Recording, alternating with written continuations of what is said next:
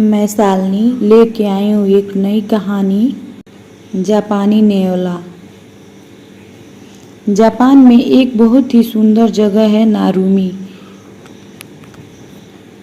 वहाँ पर एक नदी के किनारे एक नेवला रहता था। यह नेवला नदी के पार जाकर जंगल के जानवरों को परेशान करता था। वह सबको सताता भी रहता था।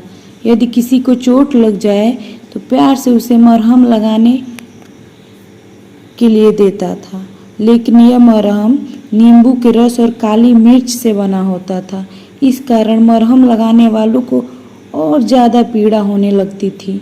नेवले को यह सब देखकर और भी मज़ा आता था। उसने एक दिन खरगोश के साथ ऐसा ही किया। खरगोश ने उसी दिन सोच लिया कि वह दुष्ट नेवले को जरूर सबक सिखाएगा। और एक दिन खरगोश को एक बढ़िया उपाय सूझ गया। उसने 2 टोकरियां ली और एक बड़ी और एक छोटी। बड़ी टोकरी के नीचे उसने तारकोल लगा दिया। खरगोश दोनों टोकरियां लेकर नेवले के पास पहुंचा। उसने बोला, चलो पहाड़ी के ऊपर चले, वहाँ बहुत मीठे आमों का पेड़ है,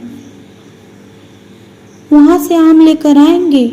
लालची नेवले ने तुरंत बड़ी वाली टोकरी उससे ले ली। खरगोश तो यही चाहता था। पहाड़ी के ऊपर जाकर दोनों ने आमों से टोकरियां भर ली। बड़ी वाली टोकरी भारी हो गई। नेवले ने भारी होने के कारण टोकरी नीचे रख दी। टोकरी के नीचे तारकोल लगा हुआ था, इसलिए टोकरी जमीन से चिपक गई। आमों से भरी टोकरी को नेवला छोड़ना नहीं चाहता था, इसलिए उसने पूरा जोर लगाकर टोकरी को उठाया। इससे उसके पंजे छिल गए। खरगोश ने उससे कहा, दोस्त, तुम्हें दर्द हो रहा होगा, ये लो, दवा लगा लो। नेवले ने जब दवा लगाई तो दर्द से चिल्लाने लगा, ये तो बहुत जल रहा है। असल में यह वही नींबू और काली मिर्च का मरहम था जो नेवला सबको दिया करता था। नेवला परेशान होकर नदी की ओर भागा।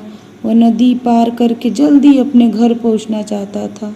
नदी के किनारे पर 2 नावें खड़ी हुई थीं। एक पुरानी थी और एक चमचमाती हुई। वह तुरंत नाव में बैठ गया। इस नाव में एक छेद था। नाव डूबने लगी।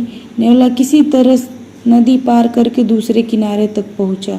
उसके छिले हुए पंजों पर मिर्च का जो मरहम था, उसका दर्द अभी तक बहुत ज़्यादा हो रहा था। ऊपर से पानी में भीगने के कारण जख्म और ज़्यादा दर्द कर रहा था। उस दिन नेवले को इस बात का एहसास हुआ कि उसकी हरकतों से दूसरे जानवरों को कितनी तकलीफ होती होगी। उस दिन उसने कान पकड़ लिए कि वह कभी किसी को नहीं सताएगा।